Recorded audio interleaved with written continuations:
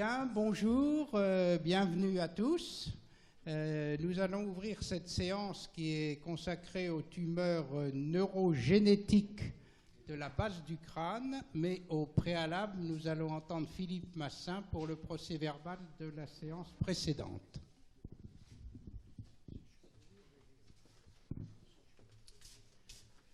Alors, la séance précédente concernait les actualités en chirurgie thoracique, modérées par Pascal-Alexandre Thomas et Alain Chapelier.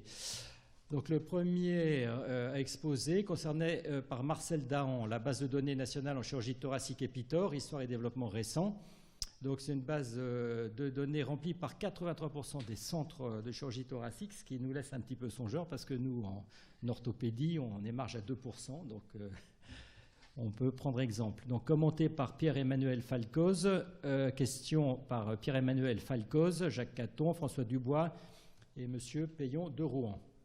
Ensuite, un deuxième exposé sur la chirurgie minimalement invasive, traitement des cancers du poumon de stade précoce, chirurgie face à ses concurrents, de Pascal-Alexandre Thomas, qui a fait part des progrès en chirurgie mini-invasive et de la compétition avec la radiothérapie stéréotaxique, mais finalement pour des résultats qui sont de 50% de survie à 5 ans. Commentateur Jalal Aswad, question Jalal Aswad, Bernard Delettre et Philippe Lasserre. Ensuite, troisième exposé, chirurgie maximalement invasive, exérèse pulmonaire sous circulation extracorporelle pour les stades T4 de Olaf Mercier.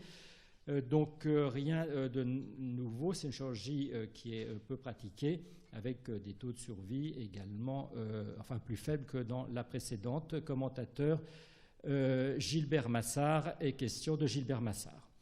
Ensuite, quatrième exposé, développement de la chirurgie thoracique robotique en France, état des lieux expérience marseillaise par Christophe Dodoli et commentateur Jean-Marc Bastet qui a fait part de cette expérience du robot qui est coûteuse, qui nécessite d'avoir l'appareil à disposition, mais qui demande un gros apprentissage, mais c'est l'avenir. Donc, question de Jean-Marc Bastet.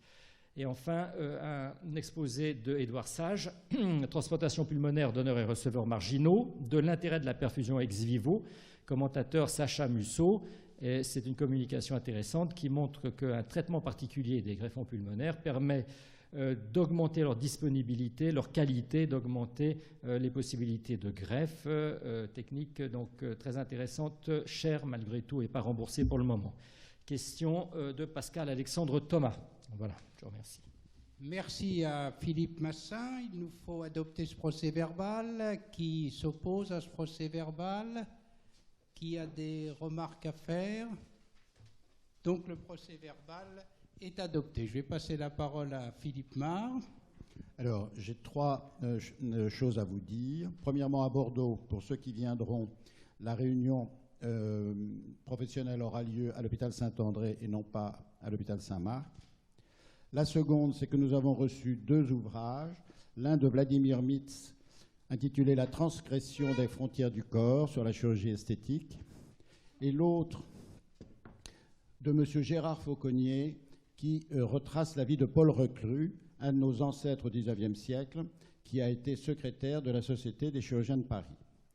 Ces 2 ouvrages feront l'objet d'une relation dans la future lettre de l'Académie. Le troisième élément dont je voulais vous faire part aujourd'hui concerne les règles de fonctionnement des séances. Il est très important de respecter les temps de parole pour que la séance se termine à l'heure dite. Il est très important de parler dans le micro correctement pour que la vision des séances sur notre site soit audible et compréhensible. Je vous rappelle que les séances sont visitées 650 fois par jour, d'après les relevés que nous avons faits récemment.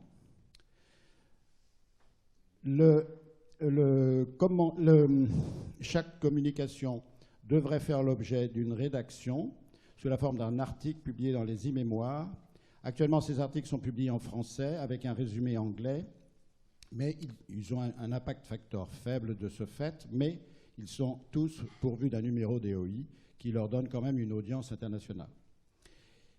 Actuellement, seulement 50% des communications font l'objet d'un article. Or, je vous rappelle que ces e-mémoires sont consultés 6500 fois par jour, pour la moitié par des orthopédistes.